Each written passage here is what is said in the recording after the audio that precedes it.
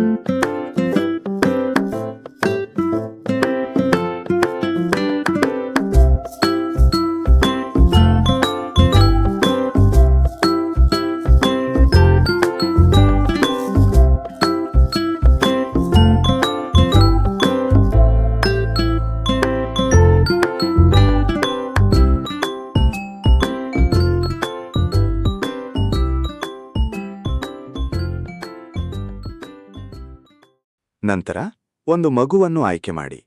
ಪ್ರತಿ ಹಂತದ ಒಳಗೆ ಇರುವ ಅಕ್ಷರ, ಪದ, ವಾಕ್ಯ ಅಥವಾ ಪ್ಯಾರಾಗಳ ಮೇಲೆ ಟ್ಯಾಪ್ ಮಾಡಿ. ಮಗು ಸರಿಯಾಗಿ ಓದಿದರೆ ಆ ಚಿಪ್ ಕೆಂಪು ಬಣ್ಣದಿಂದ ಹಸಿರು ಬಣ್ಣಕ್ಕೆ ಬದಲಾಗುತ್ತದೆ. ಅದು ಪೂರ್ಣಗೊಂಡಿದೆ ಎಂದು ಸೂಚಿಸುತ್ತದೆ.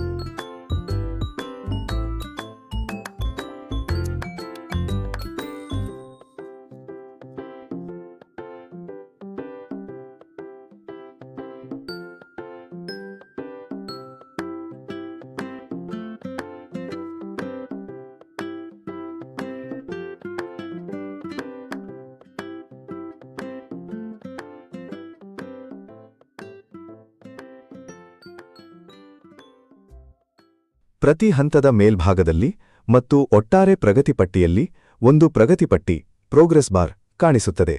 ಇದರಿಂದ ಮಗುವಿನ ಒಟ್ಟಾರೆ ಪ್ರಗತಿ ಎಷ್ಟು ಪ್ರತಿಶತ ಆಗಿದೆ ಎಂದು ಒಂದೇ ನೋಟದಲ್ಲಿ ತಿಳಿಯುತ್ತದೆ. 5. ಹೆಚ್ಚುವರಿ ವೈಶಿಷ್ಟ್ಯಗಳು. ಪ್ರತಿ ಮಗುವಿನ ಅಥವಾ ಇಡೀ ತರಗತಿಯ ಪ್ರಗತಿಯನ್ನು PDF ವರದಿಯಲ್ಲಿ ಡೌನ್ಲೋಡ್ ಮಾಡಿಕೊಳ್ಳಬಹುದು. ಇದನ್ನು ಪೋಷಕರ ಸಭೆ ಅಥವಾ ಇಲಾಖೆಯ ವರದಿಗೆ ಬಳಸಬಹುದು.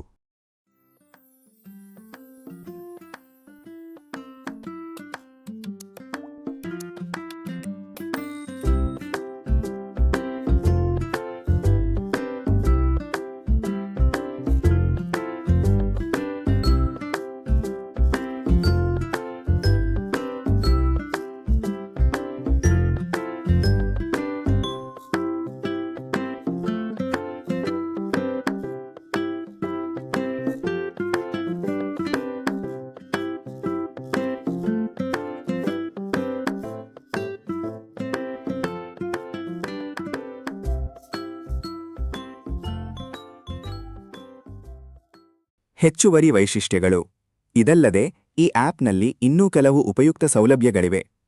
ಶಿಕ್ಷಕರು ತಮ್ಮದೇ ಆದ ಹೊಸ ಪದ, ವಾಕ್ಯ ಅಥವಾ ಪಾರಗಳನ್ನು ಪಟ್ಟಿಗೆ ಸೇರಿಸಬಹುದು. ಟೈಪ್ ಮಾಡಿ ಅಥವಾ ಫೈಲ್ ಅಪ್ಲೋಡ್ ಮಾಡಿ.